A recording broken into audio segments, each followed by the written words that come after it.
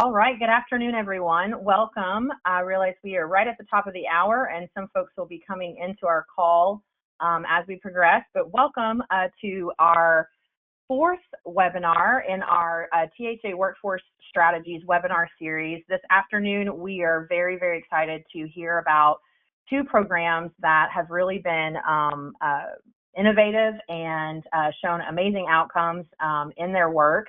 And so you are joining our Increasing Outcomes Through Intentional Models. Our webinar will go for an hour today, and we have presenters from two of our facilities here in the Tennessee area to tell you all about the great work that they've done. And so we'll get started very shortly with their content. Just wanted to take a moment, to introduce myself. I'll be the moderator today, as well as Andrew Burnett. We are with Tennessee Hospital Association's Workforce and Rural Health Department here at Tennessee Hospital Association. My name is Farrell Thomas. I am the Director of Workforce Strategies. I think I know most folks that are joining us today. So very excited to see you all again. Wanted to take just a brief moment to make sure that you're aware of the resources that we have. On our website, we have created specifically for this webinar series.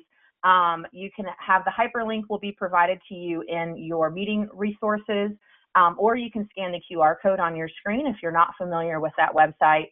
On this website, we post updates for our upcoming webinars, as well as house all of our recordings and meeting materials from previous webinars. So please access the site and use it as a resource. Please also share that with anyone that you feel would take interest in any of the content that we've covered. And so again, today we're very excited to have two of our employers across the state of Tennessee to share with us their programs and their great outcomes that they've had. As a side note, all of our participants, you all are muted in the call. You are not able to unmute yourself. You are able to raise your hand. And if you raise your hand, I will be able to call on you. We also have a chat feature and a questions feature in the GoToWebinar platform. And so please, as we're going through content, if you have a question, please put it into the questions or into the chat. We will go through all of our presentations first and then reserve about 15 to 20 minutes at the end of our content to review all of those questions that you put into the chat and to address or call on anyone who may have a raised hand. Our presentation materials will be provided after as a resource for you all, as well as the contact information for our presenters and the recording of this call. So all of that information will send directly to anyone who registered for this specific topic and webinar, and then it'll also be provided on our website in the coming days. All right, well, let's see, there we go. All right, well, I'm very excited to introduce to you all Joseph Newsom. He is the Chief Operating Officer and Chief Nursing Officer for Blount Memorial Hospital in East Tennessee, and he is going to be presenting to you all his academic partnerships in relation to his workforce development efforts. Joe, please take it away. Thank you so much.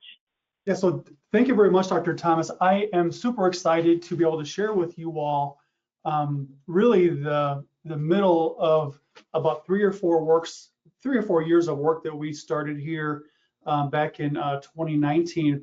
And really, next slide, please.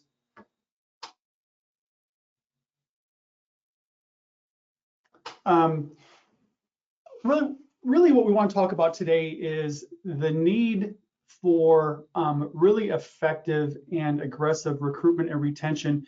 And really the work that we've done revolves around a lot of recruitment and the relationship that we have with the schools that we have in an area. So over the next 15 minutes, we'll talk about some of the recruitment and retention initiatives that we have done with the local schools. We'll talk about the progress that we're at. We're not finished. I would say we're about 75% through our journey. Next steps in our plan, and then towards the very end of today, we'll answer some questions. Next slide. Next slide again. And so I do want to spend maybe just 3 or 4 slides talking a little bit about who we are here at Blount Memorial Hospital. We are located just south of Knoxville And back in 1947, a really cool story, our hospital was created out of the need for a hospital in our community. If anyone was sick or injured, they were taken care of at home, or they had to really travel very far distances from Maryville and Blount County up until Knoxville. So just after the war, a lot of folks in the area got together, most particularly local industries. A lot of workers set aside money. Kids were collecting aluminum.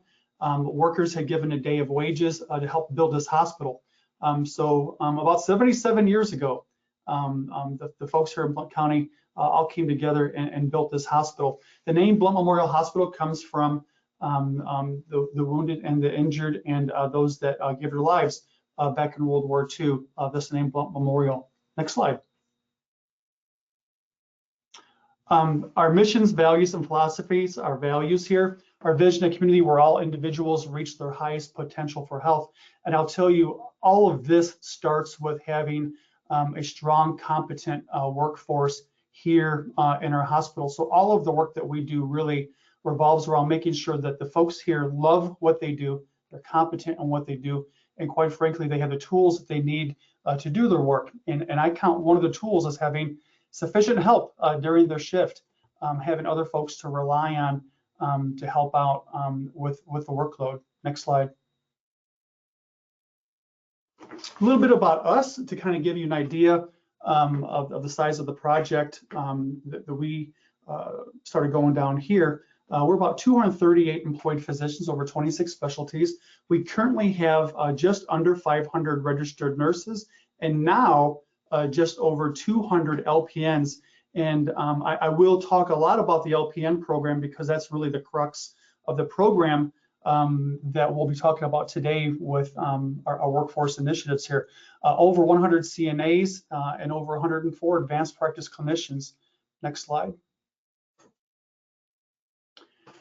We are about 304 licensed beds. We do staff about 150 beds right now, 44,000 ER visits with about 8,300 inpatient admissions. So that really gives you a good idea of where we are as a hospital. We are the only hospital in Blount County.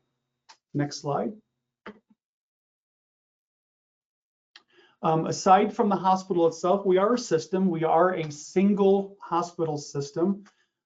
We do have our own home health division. We have a couple of fitness centers in the community.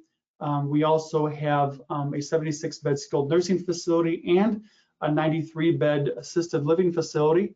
We have 8 rehab locations off of the main hospital campus, as well as over 21 other locations fulfilling a lot of other specialties in 2 counties here in the area.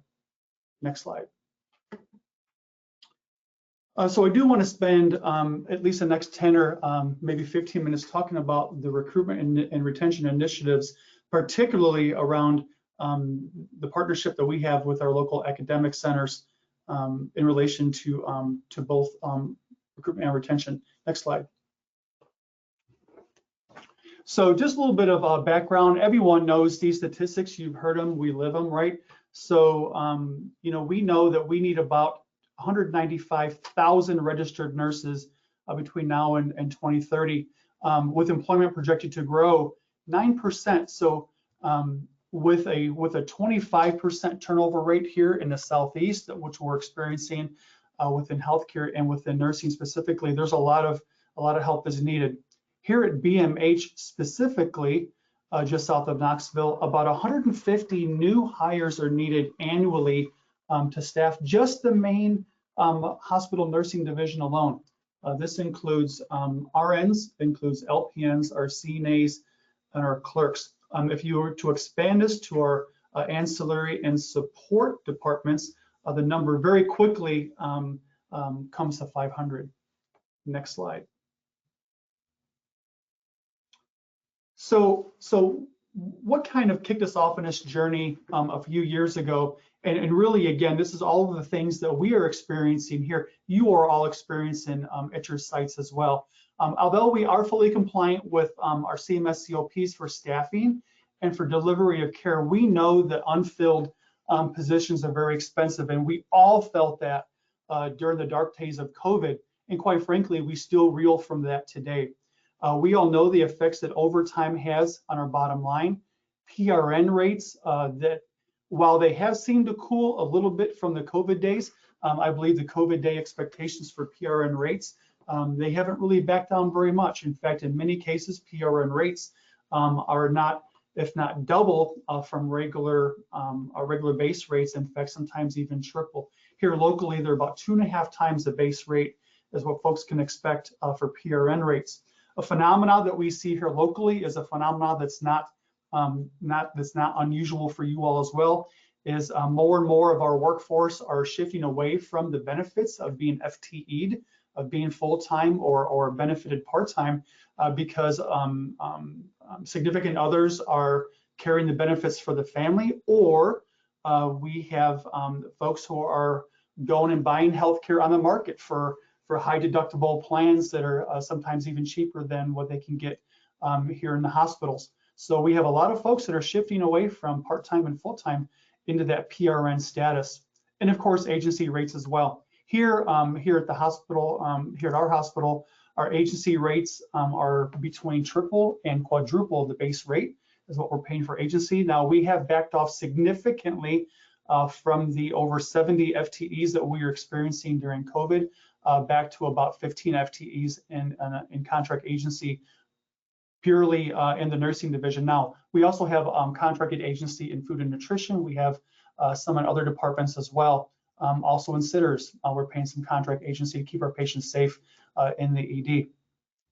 Aside from the dollars, we all know really what the true cost is of having premium staffing, which is burnout, increased turnover, and added supervision that's required for contract agency and for part-timers. Next slide. So what happened? So back in 2018, we created and implemented a retention playbook. And this 9-chapter book with 3 phases really revolves around 3 key points. And these are phases of our book. The first one is to stabilize our workforce. The second is to empower our workforce, and of course to thrive within that retention realm. Next slide. So under stabilize, which is really about retaining, growing our workforce and recruiting, bold decisions really had to be made. And I'll tell you, primarily, it revolved around a model of care. And so within the nursing division, we knew that we had problems here locally.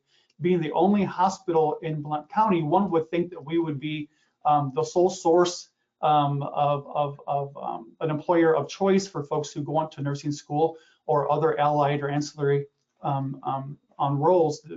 Naturally, folks would want to work here. Well, we're very, very close to Knox County, and I can tell you that there are many, many hospitals who do their higher tertiary levels of care and whatnot in the county. So it's hard sometimes for folks to want to choose a standalone community-based hospital like us versus going to some of the things that an academic medical center can bring to bear for someone who is a new grad, if you will. We really needed more RNs here, but we really didn't have the local school capacity to fill that. Now locally, we do have Pellissippi, which is our local associate degree producing school for RNs. We also have TCAT, Tennessee College of Applied Technology, for our LPNs. Now, one thing that we had to do though is really think about the model of care that we have with an RN at that time, an only RN model, particularly in the acute care setting. And we had thought, well, if we couldn't recruit enough RNs, what can we do to make sure that our patients are properly cared for? And I don't know how long folks have been out there in the nursing world. I've been out in the nursing world in the field since about 1986. And when I first went into nursing, we had LPNs, RNs, and CNAs as a part of a team model for nursing. So LPNs were just as prevalent as RNs were in the workforce. We had decided that we needed to really start to introduce LPNs as an option back into our acute care setting. Well, looking at our modeling, we had predicted that if we were going to go that route, we were going to need about 200 LPNs to really be able to fill the unfilled roles that we have with RNs, and to be able to have enough folks here to staff that model 24/7 on at least a few of our inpatient units. So, wow, where were we going to get 200 LPNs if we couldn't get 200 RNs?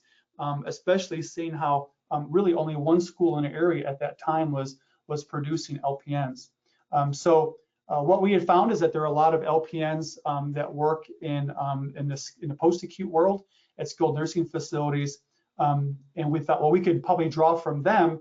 But then the conundrum really came to be at that point is, wow, if we begin to draw LPNs out of our skilled nursing facilities here locally, are we not creating a new problem, which is then if we're trying to discharge patients even to our own SNF or to other local area SNFs, and if they're having their own staffing challenges because we're pulling LPNs from those areas, where are we going to put our patients who need that care? So we had to be very careful about where we were going to be drawing our LPNs from.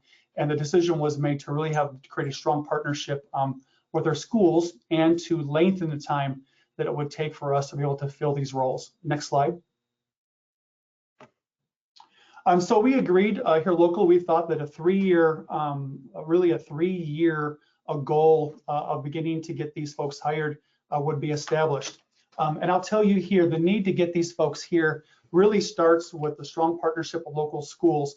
And when I say local schools, I don't just mean TCAT, our technical school, or college, or Pellissippi, or even UT, or even LMU, or ETSU, all the local universities, but we had to partner also with our local high schools, and we have 4 here locally, and even our middle schools. So you say, well, what does that look like? You can't bring kids in here, even though a lot of our staff is looking very young. You can't bring in middle schoolers here to staff the hospital. Next slide. So I do want to just spend a couple slides talking about what does that look like when I say we have to partner with our middle schools and partner with our high schools. Well, in our middle schools here, what we do first of all, is we have deliberate attendance at all of the career day functions. We have found, and I'll use myself as an example, is that spark for a person to want to get into healthcare, I believe really starts at a very young age. In my own life, I know by about 6th or 7th grade, I wanted to be in healthcare. I may not have known exactly at that moment I wanted to be a nurse, but I knew that healthcare was my calling. In fact, I wasn't sure if I wanted to be an EMT, a firefighter, a doctor, or a nurse, but I knew that was my calling.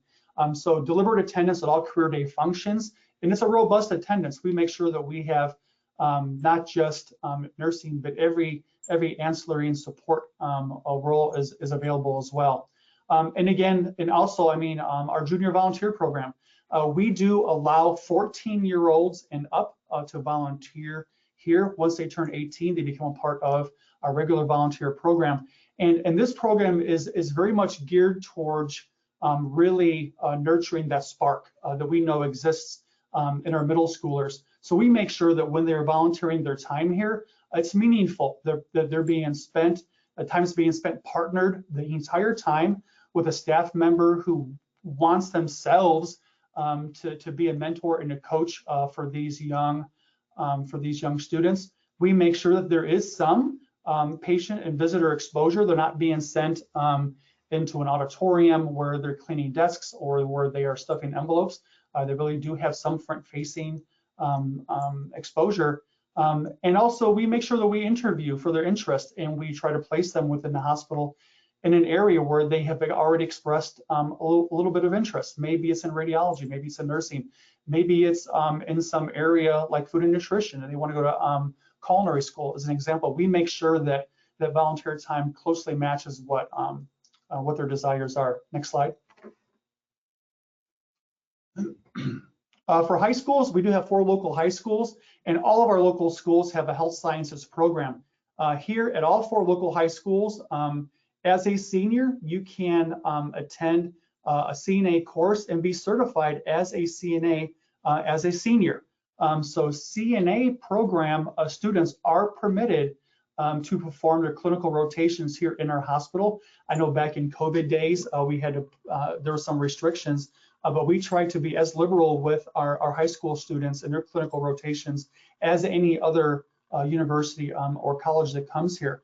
And also we do hire 17-year-olds once they've completed the CNA program as a high school senior. So how it works is first semester as a senior in our local high schools, you could graduate as a CNA, and then we'll hire you, of course, part-time and within all the labor laws for hiring a 17-year-old here. Now, there are some restrictions here in the hospital. We don't put them into areas where we believe that there would be increased risk for the possibility of violence, like in our ED. They can't be sitters for high-risk patients. We never let them be in a situation where they'd be alone necessarily. So we try to tailor the experience for our younger CNAs to match their own growth and development level. Also unique for our area is that you can start the LPN program. One of our local high schools has a partnership with TCAT, where as a second semester senior, you start your first semester as an LPN student. So that the possibility is that you start in January as a high school senior as an LPN student. That'd be your first trimester. It's a 3-trimester program. During the summer trimester, you would transfer to TCAT only out of the high school. And at that point, you're a high school graduate. Go to your 3rd trimester as an LPN student in the fall, and then graduate as an 18-year-old LPN graduate, pass your NCLEX, your boards, and be hired on here as an 18-year-old LPN new graduate. So what a wonderful opportunity to really capture that spark that our students have at a very young age. We have learned that if we wait to go to the job fairs as a college student, if we wait to try to grow folks and get them to come to our CNA program as adults, oftentimes that spark has already been there and gone. So we try to start earlier. Next slide. Partnerships with our local colleges, and this is very strong here. And I want to tell you that one particular journey that we started back in 2019 really was a big win for us here locally and continues to pay off with every graduating class. We began a journey to support TCAT while they supported us while bringing an LPN class here on campus at the hospital. It's not an easy process. In fact, there will be some questions I would assume after this is how do we go about doing that? We're interested in bringing an LPN or RN cohort on campus. Well, I can tell you there are a number of approvals needed from various credentialing bodies, including the state of Tennessee. From concept to approval, it takes about 18 months to be able to get permission to start a cohort on site. From approval to first day class was about 6 more months. So we didn't graduate our first class until it was about 2.5 to 3 years after concept with it. Right now, next slide. We are in the middle of our 3rd cohort with TCAT, with producing LPNs here on site. Our commitment to TCAT. So there is some support that we provide TCAT to do this, and there's support that we provide to students separately. So what does that look like when you have a partnership with an academic institution here on site? Well, the first thing is we've agreed with them to provide dedicated lecture space, a classroom, if you will, and desks, and that's their own space. When the class is done for the day, they get to lock the doors, and that's their space to have. We provide the furniture, the IT equipment. We provide Wi-Fi for them. We provide the laptops for the class, the screens, all that stuff. We provide building access for the students and for the faculty to get in. Sometimes there may be classes, particularly in the CNA program, which we also have on site. Now I'll talk about that in a moment. During the PM shift, as an example. We also provide dedicated clinical training space, a clinical lab, if you will, that's located next to their regular lecture classroom. And we also guarantee clinical training times and locations here at the hospital and also at our SNF.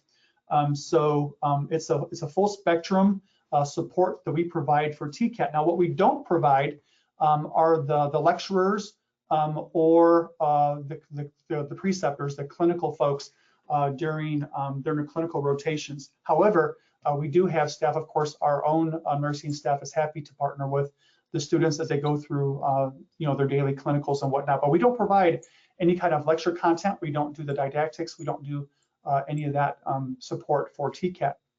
For the students, we do provide stipend support. We provide tuition reimbursement. We provide an NCLEX review course, and of course, on-the-job training for these LPN students as nurse externs. So they have the opportunity to work with a very liberal schedule. They can work 4-hour shifts, 8-hour shifts. They can work as little as 4 hours a pay period for us as an extern. So they can receive a little bit of money working PRN for us as they're a student. It's not required. So you can be a student here at our Blount Memorial Hospital campus and not have any kind of requirement to work here PRN. However, when you do work here PRN, we can provide some of that student support through tuition reimbursement, through stipend support, and what have you. Next slide. So results, next slide. 25, so working up from our middle schoolers through high schools and through our CNA and LPN collaborative agreements that we have with our schools. 25 junior volunteers begin here June 1st. Again, these are folks who are as young as 14 years old. We have many more folks who want to be volunteers than we have slots available. We try to limit our junior volunteers at 25. We believe that's a good group that we can work with. We believe that's a number that we can supply meaningful opportunities for them to volunteer here and really start to grow that spark. 30 high school CNA graduates were hired this semester alone. All of them graduated this past week. So I would say a very good, robust commitment from that class, and lots of folks entering the workforce here. Many of these folks go on immediately into the LPN program. They also go on into ADN and BSN programs, hired on here as CNAs. Not all of them are hired on full time. Many of them are hired on PRN, summer work, part-time work during breaks and whatnot. LPN program, 80% of our LPNs that graduate from our cohort are hired by us. We don't hire all of them. Sometimes they come into us, they work at local SNFs. They come to our program, it's convenient here on site, and that's wonderful. Our third cohort is in training now. Our average class size for our own cohort is 10 to 15, and over 150 LPNs since we started our attempts to hire all these LPNs as we grew and transitioned to our new care model have been hired since 2020. It's about equal to the amount of RNs that we've hired over the same time period. So I can tell you it was impossible for us to hire 300 RNs. In fact, about 150, it would be our maximum in the same amount of time period. So it doubled the ability for us to hire licenses. And also happy to report that our first CNA cohort graduated this school year with our CNA on-campus CNA class. It's not necessarily affiliated with any of the local high schools. So really good, outstanding work is starting to pay off with our academic partnerships in building our workforce here. Next slide. Next steps. So now that we're looking at the next 3 years, we believe there are a lot of things that we need to continue to do and we can do better. One of the first things is, of course, advisory board presence. I'm the chair of the advisory board for Pellissippi here locally, and from an industry standpoint, it is invaluable to be able to have input into the academics of the LPN programs, of the RN programs.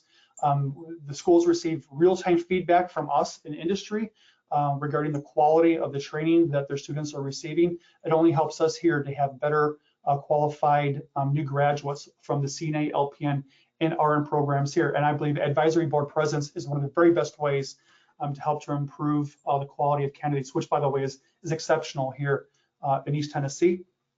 Active participation in all career day events. And I don't just mean nursing. I mean, we've got to send rad techs, phlebotomists. We've got to send folks from every division in the hospital, which we do. Subject matter expert presentations at the LPN classes, at the RN classes. We're invited to give guest lectures such as wound care to the classes. That builds, again, that builds that spark and gets our name out there as a recruitment effort. We continue to make sure we open up areas to students and volunteers such as the OR, OB, and ED. I know many places, for whatever reason, they don't necessarily permit that many classes to roll through their ORs or into OB. Even into ED. And I can tell you a lot of students have a great deal of interest in those areas, and what a great way to build that spark is to let them actually have clinical rotations in those areas to volunteer and to work part-time as a CNA in those areas as long as it's age appropriate. And lastly, of course, constant contact with scheduling coordinators to ensure our school needs are met with clinical rotations. We believe one of the best ways for us to recruit most particularly new grads is to provide a really outstanding clinical rotation experience for them while they're going through school. I feel like it's a job interview for us.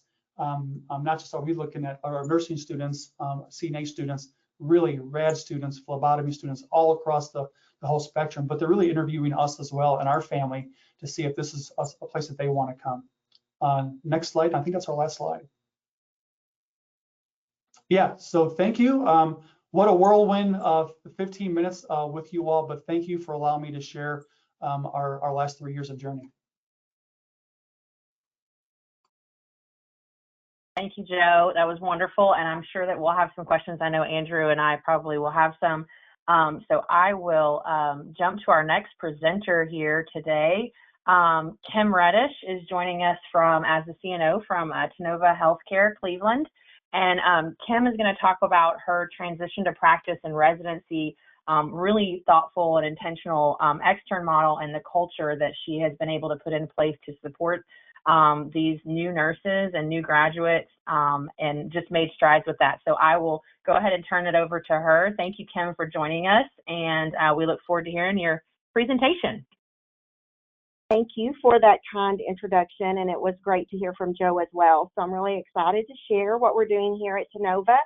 As you may know or may not know, we are currently part of the CHS healthcare system, which is a large system, getting ready to merge with another hospital system, but definitely I'm looking forward to that and what's going to be happening in August. But today we're still part of CHS. Has been a proud and wonderful past 2.5 years working with them. We have 341 licensed beds here across 2 campuses. We do have an acute care facility that you see there on the screen, and then we have the West Side facility, we call it, which is our behavioral health system. We do only have 21 beds there. And we are experiencing a lot of growth, as I'm sure that everyone else is in this post-COVID era. Next slide.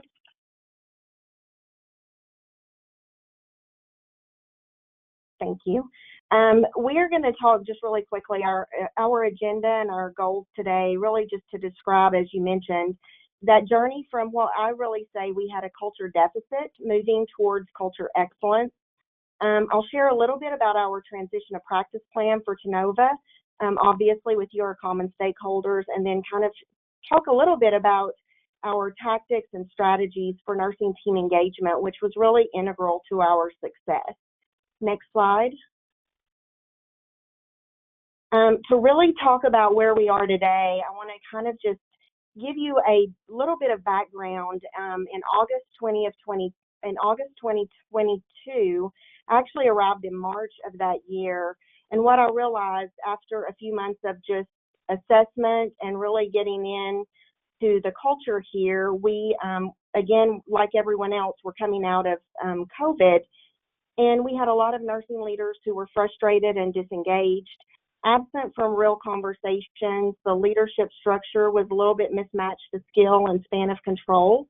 And we just probably as a result of the fact that there wasn't a pipeline, because it's really hard for these nursing leaders to really wrap their head around where do I go next when we don't have a pipeline. So it's no wonder that we were where we were, and no fault of those nurse leaders either. I want to absolutely say that. And part of our plan has been to really support our nursing leaders and really find them the right space and the right way to work towards moving the work forward.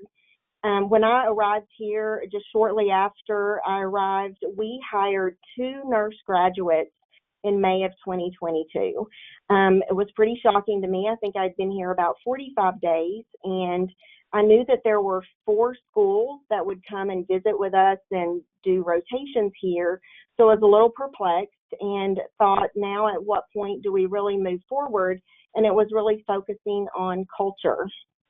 And sat down with our team, again, made some changes, really looked at what we needed to do, and talked through how do we become the employer of choice for the immediate region. And that's really improving the plight that our nurses were in at the moment. And our ultimate goal was transition to practice. But before we could do that, it was really, how do we even create a pipeline? So we started on that and knew that we had to elevate nursing practice. In reality, new grads just had not chosen us. They weren't happy with preceptors here. We were 70% contract based and spending more than $1 million a month on contract labor. We had 3 nurse externs employed with us at the time. And again, even nursing schools were not really engaged because there was just a real transactional need, but they weren't getting a lot of attention when they were on site. So part of what we did that year was open Jersey College, and we ended up welcoming our first cohort in August. Next slide, please. So why transition to practice, and why did we start thinking about that really early? And it really was literature-based, but also knowing about some of the conversations that I'd had with nurses who had gotten out of school and really didn't want to sit in classrooms in the traditional residency programs. So I'll give you just a little preview of where we were and where we ended up, and then talk more about the journey. Again, we were 50 to 70% vacant in April of 2022, not to any fault of the leaders that were here, but they had just really given up. It was really a tough environment. And in June, we started just heading out and doing nursing school roadshows, faculty relationships, re-engaging staff, and telling students what we were going to do if they would come to work with us, and knew that we would create an extern program. So we started mapping that out. It started with Jersey College coming on site in August. So September, we opened our first cohort, and we opened 50 nurse extern positions and filled all of those. In December of that year, 30 nurse externs were enrolled, but we did end up filling all 50. And we revived some meaningful recognition programs, ended up with an 80% conversion rate of those externs to graduate nurses, and got the right leaders in the right seats.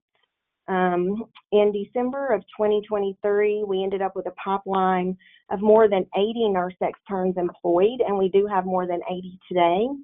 And we began designing that transition to practice program, which you'll hear a little bit more about.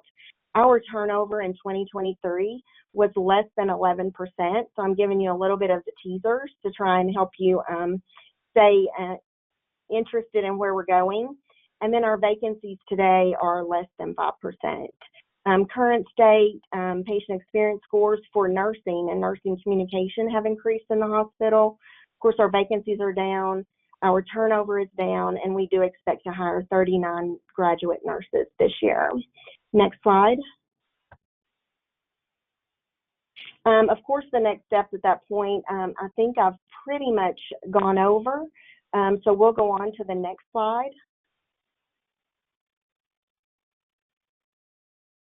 And where we really wanted to start with culture was at the C-suite. So we really started with C-suite support, focused on advocacy and the human experience.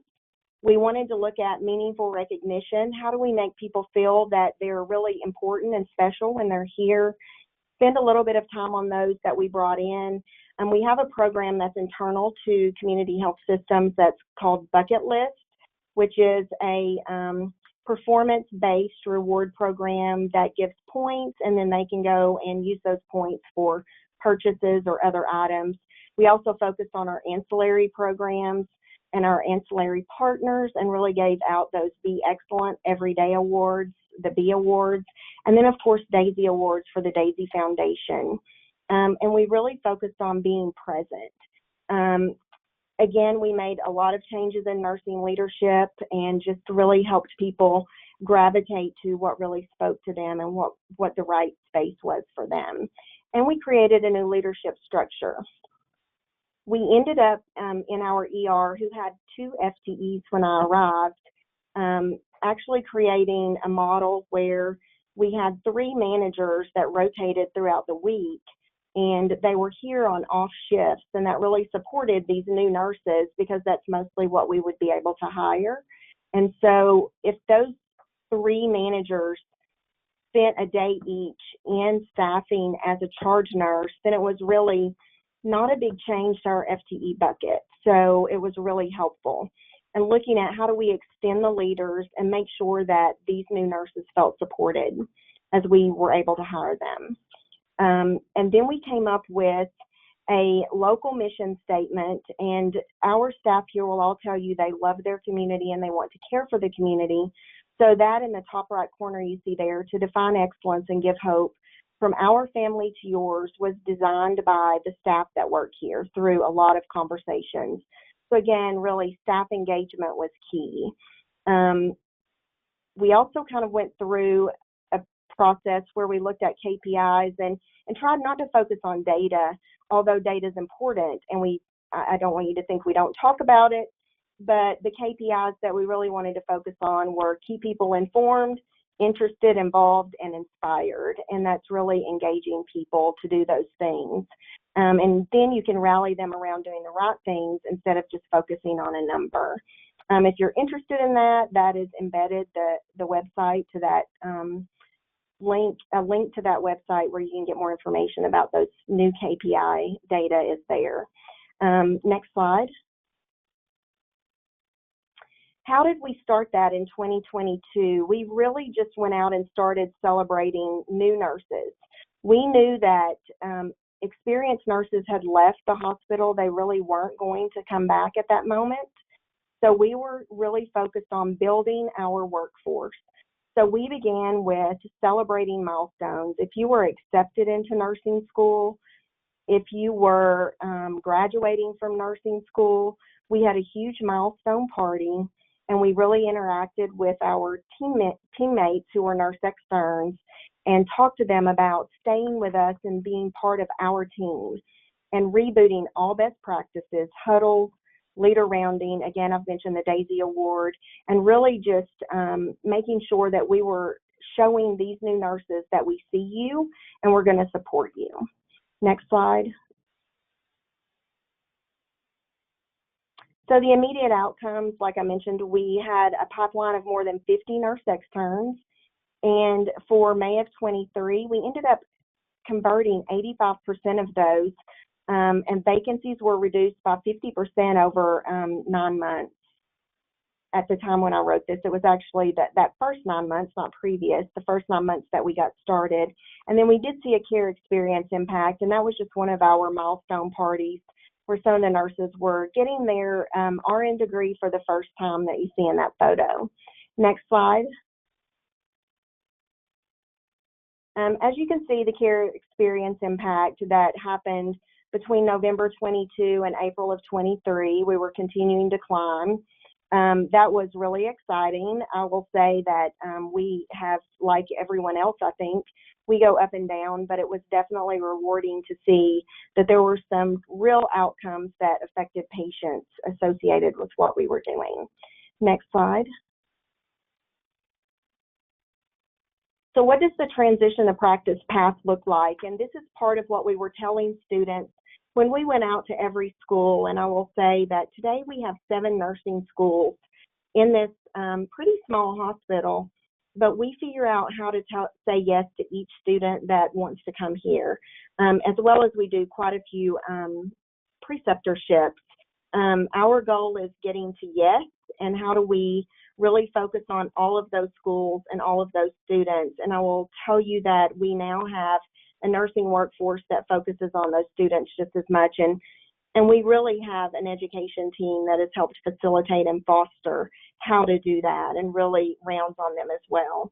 But nurse externs can come into the system the very minute that they are accepted into nursing school. We don't ask them to wait a semester.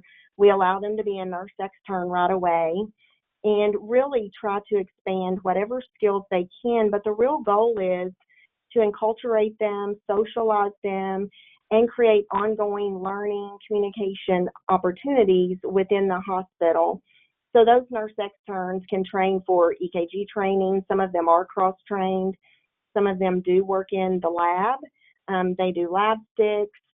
And not everything they do is in a nursing department all of the time. And we really try to facilitate them meeting areas of interest that they really want to explore.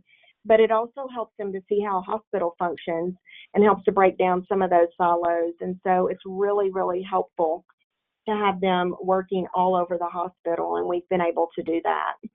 They do get mentored by our nursing staff and leaders, our leaders, and a few of them are in the room with me. They absolutely love the students. They take amazing care of them. I do a quarterly call with the externs that's on a big Google Meet, and they can ask me anything they like, and it really creates a mentorship and a way for them to feel really like they're part of the team. Much like what Joe mentioned, we don't have a lot of requirements for those students. Our students actually only have to work one day in a scheduled period, but most of them end up, once they're comfortable, they want to work more. And the next step in that path is they can become that senior nurse extern. It's not really a title change, but what happens when they are a senior nurse, it's their final semester of nursing school, and I'll share a little bit more about that in a minute because we started a draft day that you'll see. But that senior nurse extern is paired with an RN on the unit of hire, and we hire them as soon as they enter their senior semester, that final semester. At that point, we really don't treat them like a tech. We do keep them within their scope. Obviously, there are things that they cannot do. They're still an extern, but they are paired with an RN to shadow. They can go to the monitor room. We let them work at the very top of their skill for whatever they're competency for, and it really facilitates and accelerates their growth and learning once they graduate. Once they become a graduate nurse, obviously, I'm sure much like everyone else, we truly begin training them as an RN on that unit of hire. They perform added duties within their scope, they're mentored still, and then of course they get a pay increase at that point. And that's the point where we're really transitioning them to practice. They're pulling a lot of skills together that they've been gathering across the hospital and really becoming comfortable in the space. And I think that's some of the challenge with some of the new graduates is that they really are just not comfortable if they haven't been in a hospital or talked to pharmacy before or talked to the lab before. And these externs really are integrated into the system. And we do something similar for an experienced nurse with less than 12 months of experience. Next slide. So culture and socialization, what does that look like? We try to make sure that we tell everyone, because we've done it, always done it that way, that is not the way we necessarily do things. So feel free to speak up. We create a very open and communicative environment. We have safety huddles, all the things that I would expect everyone to do. Leader rounding on staff. Next slide. Communication is huge here, and we have done a lot to create communication streams. And one of those things that we've done is created a Facebook page that's internal. No one else can see it except our team members. There were 192 team members, primarily nursing at the end of March in 2023. Today we have almost 300 members, and that's pretty good for a total of 400 nurses in the building. We use that to really manage narrative, but really to create announcements, and the nurses just gravitate to that. They love it. I think it helps us to see that the phone and Facebook and social media truly is the way that these nurses communicate today. So we try to meet them where they are. We can provide event and education invitations on that website. It's set up as a group. We've done some podcasts from leaders and staff on there, and we do acknowledgments and recognition. I'll tell you, when we first started that, I think that myself and a couple of leaders were the ones primarily on it, but today I don't even post that much because I'll go to post on it and one of our just nursing staff or other nursing leaders will have already beat me to posting some of the great stuff that's happening here. So it really creates a lot of engagement in the hospital and promotes a great culture where people are really sharing. Next slide. Onboarding is really important. We have live general orientation. This is actually us in Jersey College teaching. We do onboard all of our Jersey College students as if they're staff in a special session, whether they're an employee or not, because they do mostly all end up our employees. So we go ahead and onboard them. There's a clinical face-to-face onboarding with the CNO, a care experience simulation, and our, I call it champion, care experience champion and educators, which happens to be someone by the name of Andrea Champion, who takes great care of our staff around care experience. So we really focus on people being comfortable with dealing with care experience issues. Next slide. The other thing that we focused on that had been absent here is just really leadership, preceptor development. Our leaders are the key to engagement. That's just a photo of our, it's an amazing photo of our nurse leaders here, as well as on the bottom photo there, it's the day we were spending on Capitol Hill. We have been very intentional in making sure that we're exposing our leaders to topics and items of importance that are not just focused on Tennova Healthcare Cleveland. We're really trying to expose everyone to really bigger topics so they can really be engaged and really think about meaningful decisions within their profession and really promote professional development. Next slide. I will say that even our nurses, when I first came here, many of them were not even aware of their professional organization, which has changed, as you'll see. This is our Facebook site that you can see there, the private group that I told you about. You can see that there are a couple of invitations to classes, Clinical Practice Council kickoff. We can actually upload documents there. It's a wonderful forum. And there's one of our providers doing a class. We have great engagement from our surgeons and other providers that are teaching and really just trying to bring it full circle. And as you can see, I can also see on that Facebook site how many people have seen that particular post. So that one, as you can see, I'm pointing to, I can see that 120 people were engaged with that particular post. Next slide. So again, we're just continuing those milestone celebrations, but they have evolved a little bit. On the right-hand side there, you can see that's our Cleveland State pinning and graduation ceremony. There's a picture of myself and Andrea Champion with one of our graduates from Chattanooga State. We try to really take part in the big milestones, not just on-site, but off-site with these students and really celebrate them. Next slide. Meaningful recognition and breaking down silos. I've really talked about that a lot already. We're doing Daisy Awards monthly, or at least giving out awards that would be an average of more than 2 monthly. We just gave out 11 for the year from January until now this week.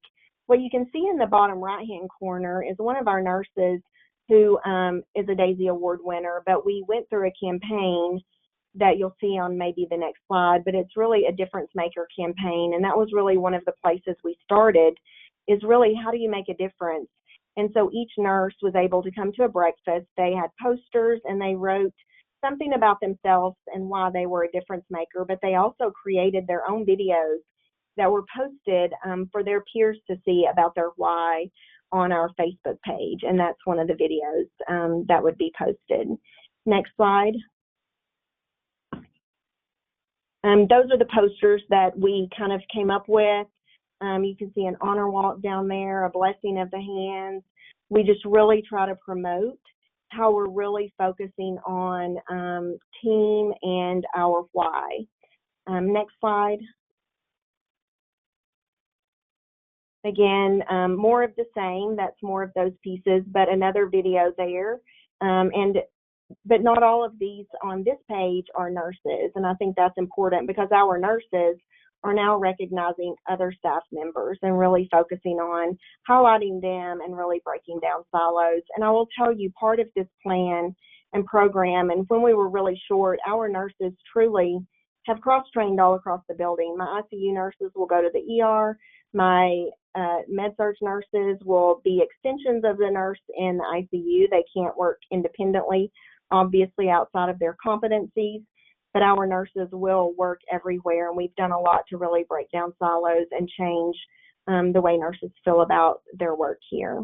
Next slide. We also focus on service culture. So Bark at the Park, Relay for Life for Cancer, we've done a Donate Life luncheon, and the importance of that luncheon, as well as an American Heart luncheon that we did, was really to bring in someone who had been a patient here and let them share their story and how our nurses made a difference. And not only did it share the story for the patient themselves and provide an outlet, but we got to reunite patients with nurses, and it's been really meaningful. We've done that twice now. People have been really touched by it. Lots of social media around that, and really create an amazing presence in the community. The bottom slide there was we also raised over the last year probably $25,000 for United Way campaign, about $6,500 for American Heart Go Red for Women. So the staff are very generous and they're very involved in the community, and we do that with activities engagement. Next slide. Again, connections, managing the narrative.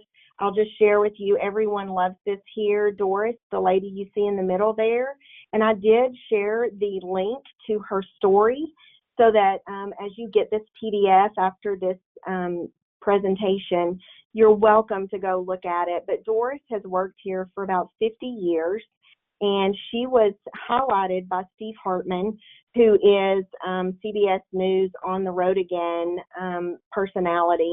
And so you can see that at his YouTube site and his page, but it's really her story, and everyone really rallied around that. Doris absolutely loves to come here, but I'll say we have a lot of Dorises in this building, a lot of people that are happy to be here and proud of their community. They may have been a little distressed in 2022, but we have revived that with all of the engagement I'm talking to you about today. Lots of publicly created recognition. Next slide. We definitely had an end of the year in review, which was a formal gala. We recognized all of our DAISY winners there. You can see us at AONL in the bottom left corner. We definitely promote our leaders going to professional organization meetings. We've sent someone to AORN. We've sent staff to NTI, to AONL, to the ENA meeting last year. Ironically, our leadership team were captured for the ENA flyer that went out this year for professional membership. So a lot of excitement, but we also bring in and create some excitement around the relationships that we have. If you look at the bottom right-hand corner of that slide, you'll see Tina Barnes-Carraher, who is co-founder of the DAISY Foundation, widow of Patrick Barnes, who the foundation was created for. She came and helped us recognize all of our DAISY winners, which was wonderful, and talk about just creating engagement with the staff, having some of those recognitions.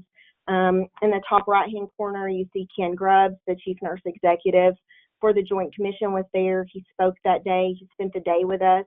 So it was really exciting.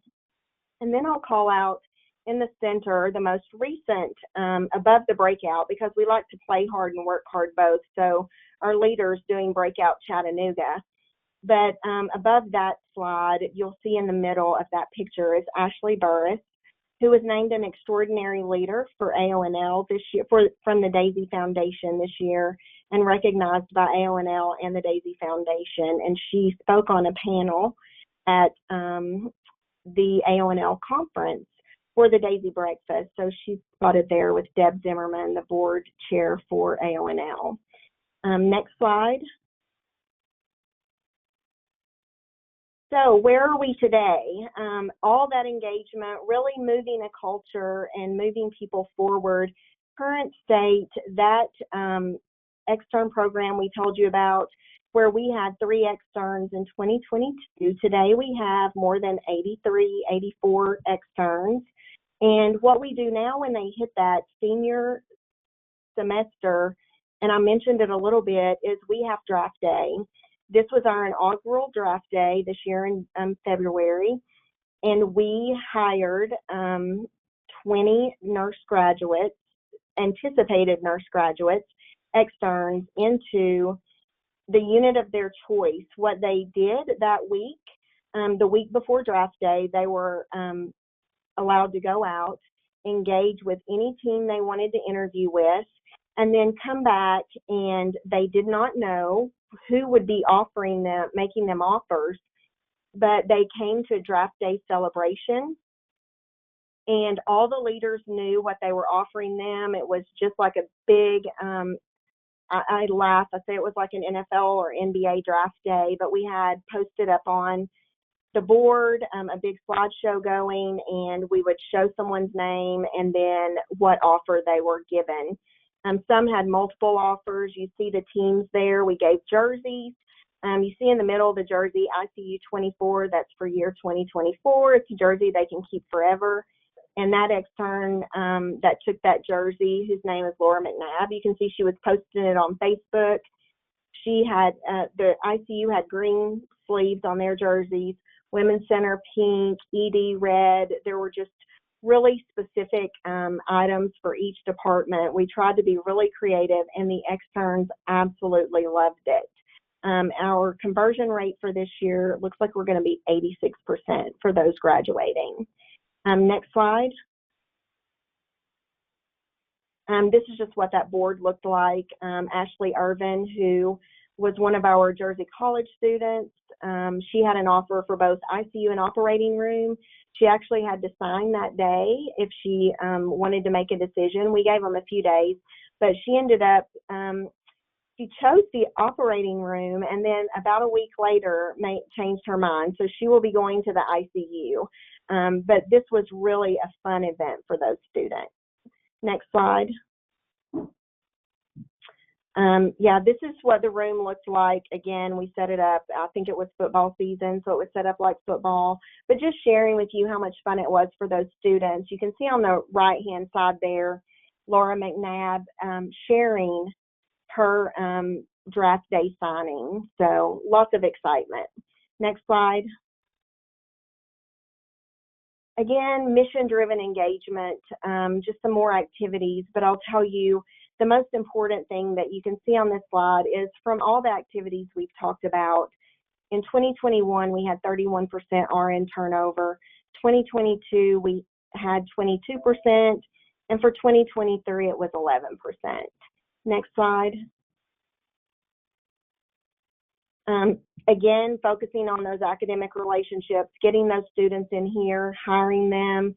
We did have 100% nurse extern conversion in 2022, but there were only 3 of them between the May and December class. In 2023, we had 16 nurse externs sign on with us at an 87% conversion. And then this year, so far, we have 27 externs total that will be coming in, and that's about a 94% conversion rate. Clinical advancement is something else that we work on here, and that is just our clinical advancement program. Our nurses get a $6,000 bonus to finish a clinical ladder type project. In 2022, we had 1. In 2022, we had 2, and in 2024, we're expecting 55 applicants to finish the clinical advancement program. Next slide. Again, this is some of that nursing communication outcomes that we've had. You can see they go up and down, but it's primarily an upward trajectory. This was July through November of 23. This is on our inpatient units. On the next slide, something I'm really proud of. You can see, if we go to the next slide, is our ER engagement. And while it's been really rocking, you can see we're starting to level out and really have upward trajectory there. And in an ER that we'll see close to 50,000 patients this year. It's been a really, and going from 2 FTEs in 2022 to being fully staffed today has been a really great thing to see. Next slide. Again, that's a repeat, so we won't share that. I don't have too much more to share on that one, but next slide. Current state, some things we're doing. The transition of practice, those externs that were offered roles in their specific departments will get a passport. I'm pretty sure I'm on an FBI watch list because I bought 100 blank passports. We put a Tennova stamp on the front of them. And then departments have stamps where they can have experiences to go to the ambulatory center, the emergency department. They should go get a stamp with housekeeping. They need to understand what everyone's doing in the building. They work with the discharge nurse. We have about 15 stamps that they can actually get in their passport book. And we'll make notes for them, and hopefully it's another really engaging way to keep them interested in what's happening in the hospital. Next slide. And I think that's it.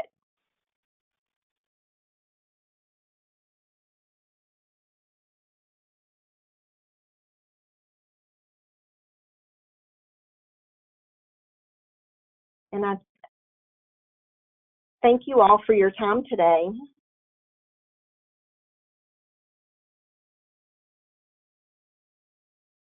All right. Thank you so much, Kim. Thank you for all of your wonderful work, as well as Joe. Really appreciate you all sharing not just your programs and how you got there, but also your outcomes and all of the great things that you've done. And so thank you again so much for your time today.